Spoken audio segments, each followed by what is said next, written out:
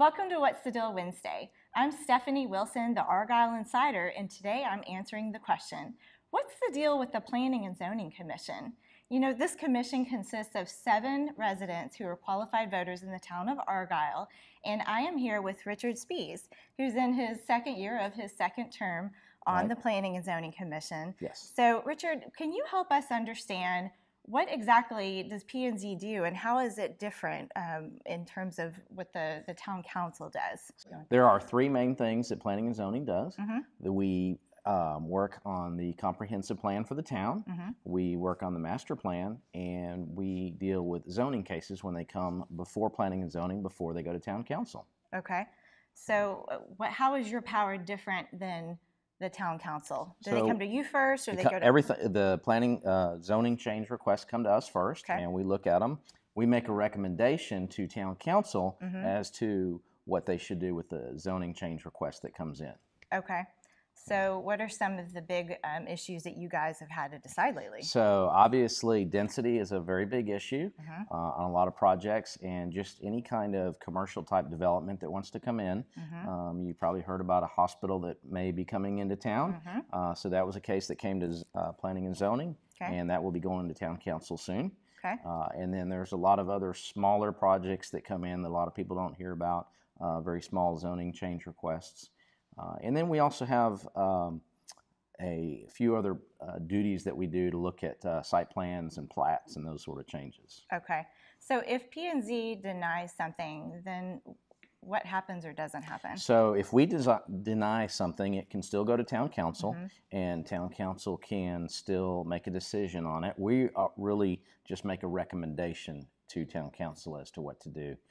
Now, if we were to unanimously deny something, then there are certain other restrictions on council as to what they have to do to pass it.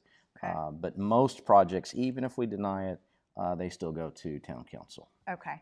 Is it just kind of a checks and balances to make sure that? It is. I mean, we really look at some of the zoning things, and then town council will look at a lot of the other impacts that the project may have on the town. Okay. Let's talk about ETJs, the extraterritorial jurisdictions. And there's more than people think around here. Yes. Do you guys have any say on what happens in terms of, well, anything, commercial, housing? Sure. So ETJ is a very interesting thing. It is outside of the town limits. It's in the county. It's not in another town or city.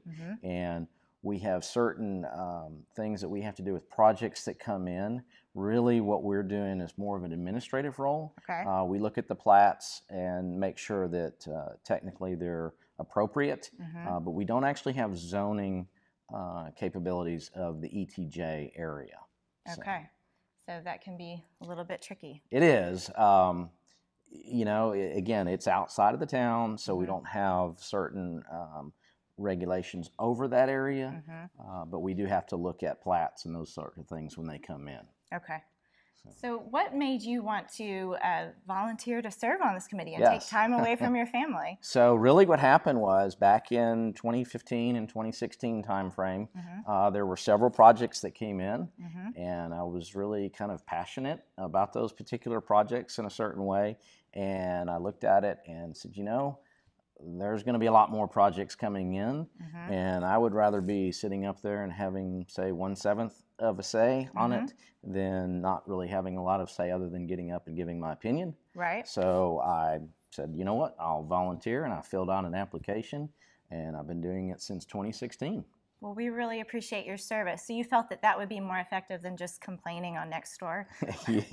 Yes, complaining. There's a lot of complaining on Nextdoor, that's for sure. And I kind of periodically will just glance at it, but don't put a lot of stock in what's on Nextdoor, that's for sure. Right. And you guys meet once a month? We do meet once a month, and usually we take 1 month off during the year, but there's some new laws that came into effect this year, so we'll probably be on a regular once-a-month routine from now on. Okay, and I know y'all post the meetings on the Town of Argyle's website. All of the agendas and the meeting minutes are posted on the town website, and we definitely encourage people to come up and let us know what you think.